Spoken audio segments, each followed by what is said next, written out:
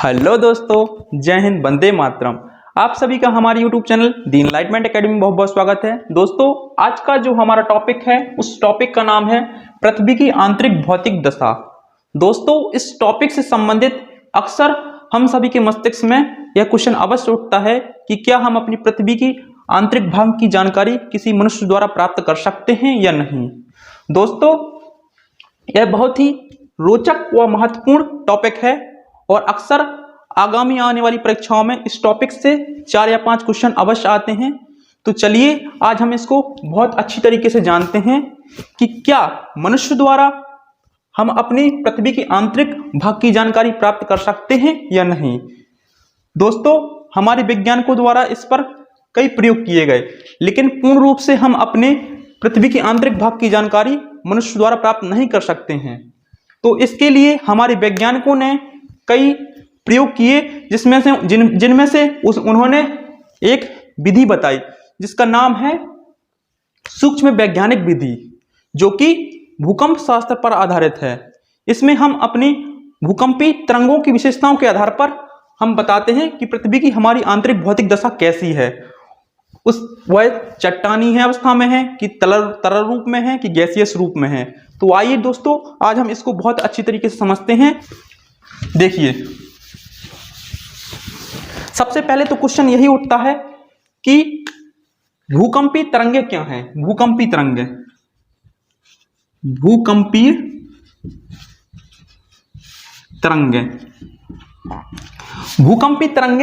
दो प्रकार की होती हैं। हम सभी जानते हैं भूकंपी तरंगे दो प्रकार की होती हैं। नंबर 1 पिंड तरंगे, जिसको इंग्लिश में कहते हैं बॉडी वेव्स।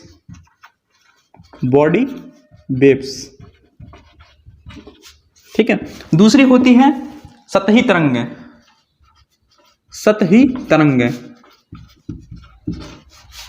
जिसको कहते हैं सरफेस वेव। नाम से ही स्पष्ट है, सरफेस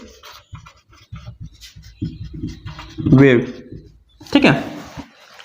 जो पिंड तरंगे होती हैं वो पृथ्वी की आंतरिक भाग में ट्रेवल करती हैं। पृथ्वी के आंतरिक भाग में संचरण। ठीक है। जबकि जो सतही तरंगे होती हैं ये पृथ्वी की सतह पर ट्रेवल करती हैं। पृथ्वी की सतह पर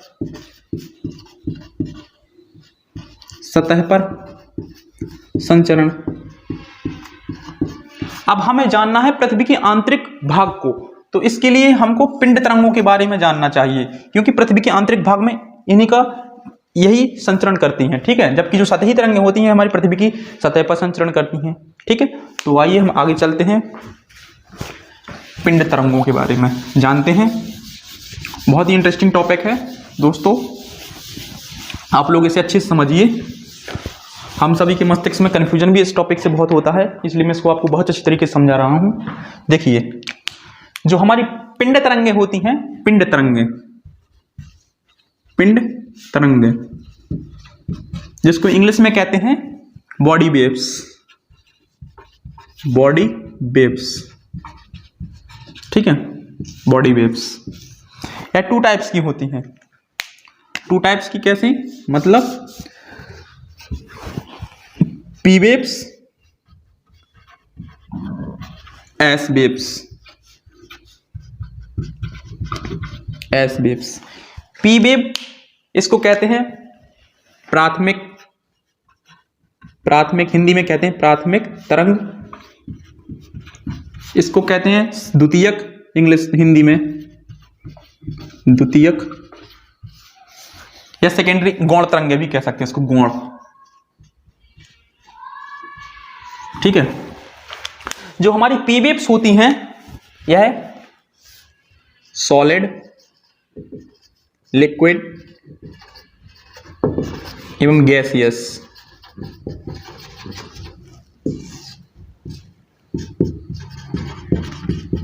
तीनों माध्यमों में ट्रेवल करती है। जबकि जो हमारी एस वेव्स होती है यह only only solid medium, only solid medium में ट्रेवल करती है। ठीक है, जो हमारी पी-वेव्स होती हैं वो सॉलिड, लिक्विड एवं गैसियस मीडियम में ट्रेवल करती हैं, जबकि जो हमारी एस वेव्स होती है वो ओनली सॉलिड मीडियम में ट्रेवल करती है। ये आप लोग ध्यान रखिए, क्योंकि आगे अभी मैं समझाऊंगा तो आपको एक चीज काम आएगी। ठीक है, ठीक है, ठीक है। कुछ चीज नोट लिखवाता हूं मैं, नोट इसको साफ करता हूं, थोड़ा इसको साफ करता हूं, इसको आप लोग स्क्रीनशॉट ले लीजिए।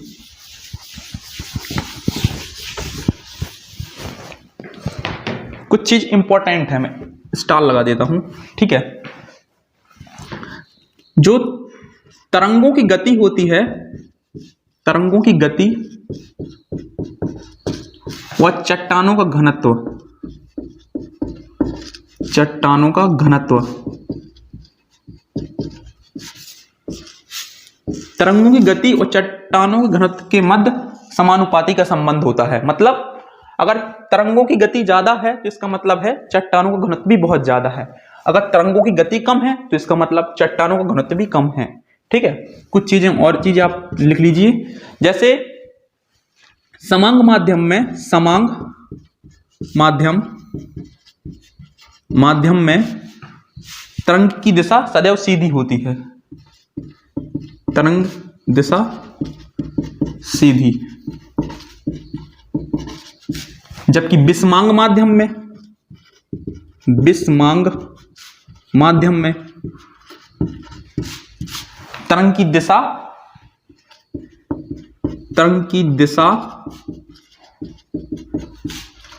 व गति में परिवर्तन होता है, परिवर्तन होता है। ठीक है, समांग माध्यम में तरंग की दिशा सदैव सीधी होती है। कैसे? मान लीजिए ये बोर्ड है, ठीक है, एक समांग माध्यम है। ठीक है, अगर इस पर मैं जोर से, मान लीजिए जोर से प्रेस करता हूं, तो अगर आप इस पर देखते हैं तो तरंग हमारी, हमको यहां पर इसकी आहट सुनाई देती है। ठीक है, जैसे मैंने यहां पे और यहां पे हाथ लगाएंगे तो हमको एहसास होगा कि यहां से तरंग आ रही है। ठीक है, ठीक है। और जैसे मान लीजिए इस बोर्ड के छोड़कर, बोर्ड को छोड़कर तरंग बाहर कहीं गई तो वहां पर तरंग की दिशा व गति में परिवर्तन होता है, क्योंकि ये सेम मीडियम है। ठीक है, तो चलिए आगे मैं बताता हूं, आप इसको अच्छी तरीके से नोट करिए, ये काम चीज आएगी। ठीक है, अभी मैं बता रहा हूं आगे, इतनी चीज मैं आपको नोट करा देता हूं, थोड़ी सी यहां पे लिख देता हूं इंपॉर्टेंट में, हल्की सी आप याद रखना। ठीक है, तरंग गति,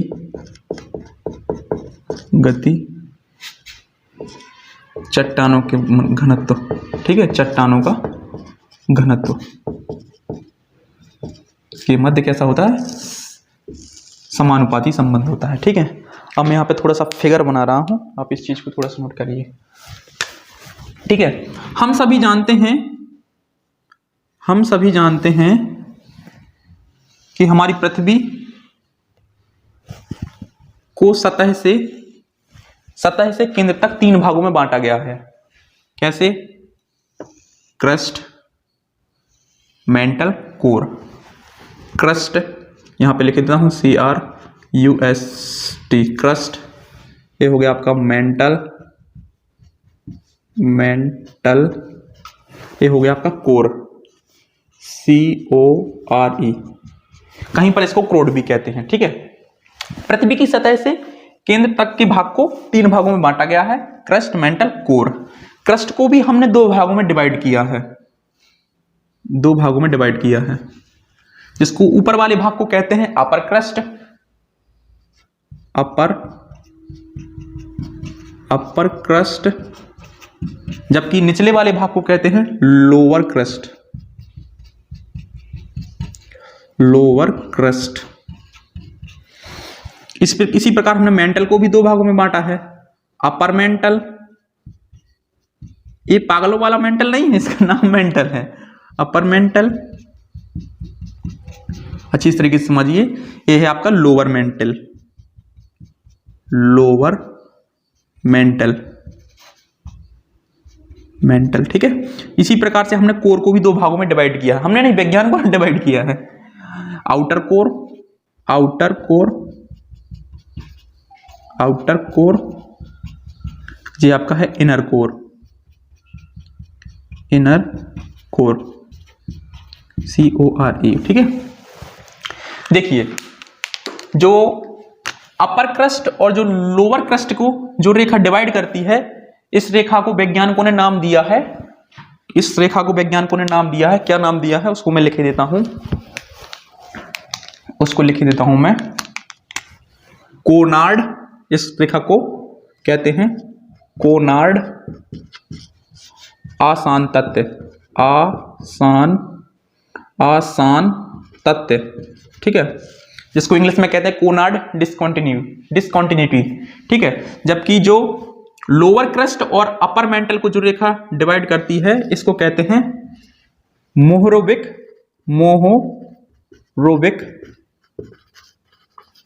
आसान तत्व। ठीक है, जबकि जो रेखा अपर मेंटल और लोअर क्रस्ट को डिवाइड करती है, इसको कहते हैं रिपीति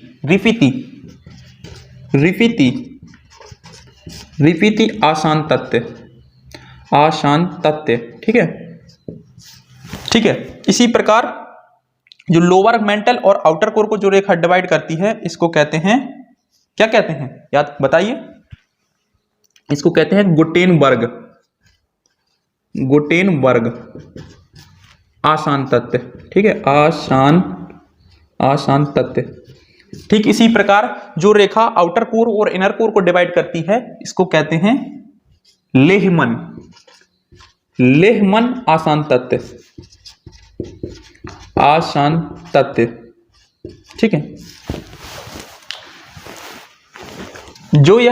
जो वैज्ञानिकों ने इसको डिवाइड किया है, इससे संबंधित यूपीएससी में 2 बार क्वेश्चन आ गया है। 2 बार क्वेश्चन कैसे कि अपर क्रस्ट लोअर क्रस्ट को जो डिवाइड करती है, उसको क्या कहते हैं, कोनार्ड आसान तत्व। ठीक इसी प्रकार जो लोअर क्रस्ट और अपर मेंटल को जो रेखा डिवाइड करती है, उस रेखा का नाम क्या है, उसको कहते हैं मोहरोविक आसान तत्व। UPSC 2 time asks. ठीक है, यूपीएससी 2 टाइम प्रीलिम्स में आया है क्वेश्चन। ठीक है, बहुत इंपॉर्टेंट क्वेश्चन है, आप इसको याद कर लीजिए कि जो रेखाओं को डिवाइड किया है, इसको क्या नाम है, और अक्सर परीक्षाओं में भी यह क्वेश्चन अवश्य आता है। किसी भी परीक्षा में आप उठाकर देख लें तो एक भूगोल से संबंधित यह क्वेश्चन अवश्य जरूर मिलता है। ठीक है, अब जैसे कि मैंने आपको बताया था कि तरंग की गति व चट्टानों का घनत्व समानुपाती का संबंध होता है। ठीक है, होता है। अब वैज्ञानिकों ने क्या बताया कि जो अपर क्रस्ट है, जो लोअर क्रस्ट है, इसमें क्या है कि इसमें क्या है, P एंड S बेब्स तो चल रही हैं, टिक का मतलब चल रही हैं। ठीक है, लेकिन इनकी गति क्या है, कम है। इसकी गति क्या है, कम है अपर क्रस्ट में, जबकि लोअर क्रस्ट में P एंड S बेब्स तो चल रही हैं, लेकिन इनकी गति इसमें ज्यादा है। अब इससे क्या निष्कर्ष निकलता है, अगर P वेव्स चलती है तो मैंने बताया था कि वो सॉलिड, लिक्विड, गैसियस मीडियम में चलती है, जबकि जो S वेव चलती है वो सॉलिड मीडियम में। तो S वेव चल रही है यहां पर, तो इसका मतलब है कि यह जो अपर क्रस्ट और लोअर क्रस्ट है हमारा कैसा है, ठोस अवस्था में है। इससे निष्कर्ष तो यही निकलता है कि जो हमारा अपर क्रस्ट और लोअर क्रस्ट है ठोस अवस्था में है, ठोस अवस्था में। निष्कर्ष क्या निकलता है, निष्कर्ष यही निकलता है कि अपर संपूर्ण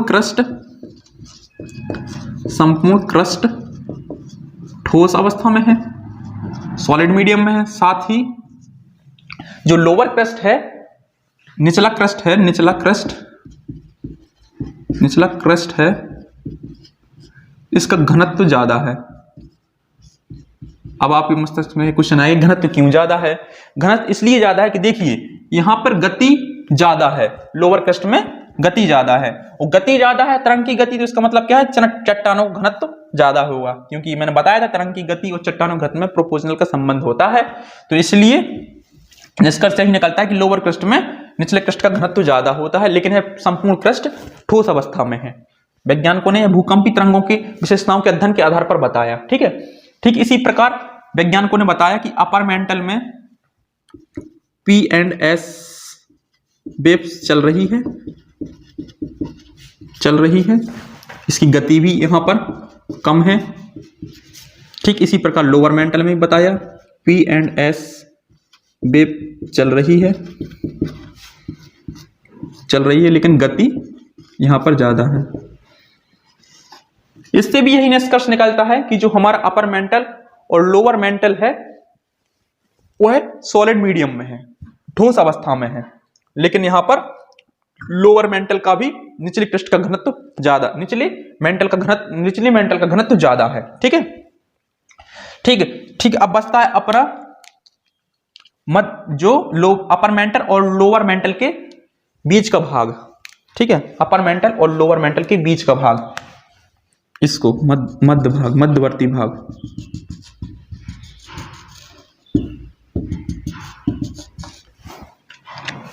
ठीक है, मध्यवर्ती